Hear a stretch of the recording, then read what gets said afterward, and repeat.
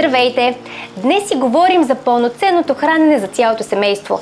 С нас е експерта по хранене на Наталия Андонова, от която ще разберем защо е важно рибата да присъства на нашата трапеза.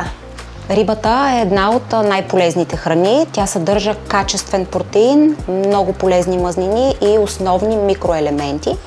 Ето защо е важно цялото семейство да я консумира и да присъства в менюто ни. Рибата е източник на омега-3 масни киселини, които участват в развитието на нервната система и когнитивните функции. Това е изключително важно за бременните и за децата. Редовната консумация на риба при възрастните доказано подобрява сърдечно-съдовото здраве и намалява риска от инфаркти и инсулти. При най-възрастните пък помага за поддържането на здрави кости и стави. Рибата е подходяща храна за активно спортуващи хора или за такива, които искат да поддържат добра форма. Можем ли да кажем, че качествената риба е супер храна?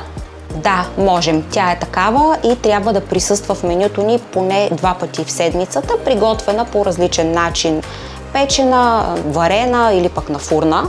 Много родители обаче се сблъскват с проблема децата да не искат да хапват риба. Как да подходят в този случай? Моят съвет е да започнете с предлагането на по-неутрални по вкус риби, такива, които са по-леки, да ги комбинирате с познати, обичани от децата гарнитури, тъй като вкусът се възпитава, с времето децата ще се научат да я обичат и да я консумират. Обобщавам.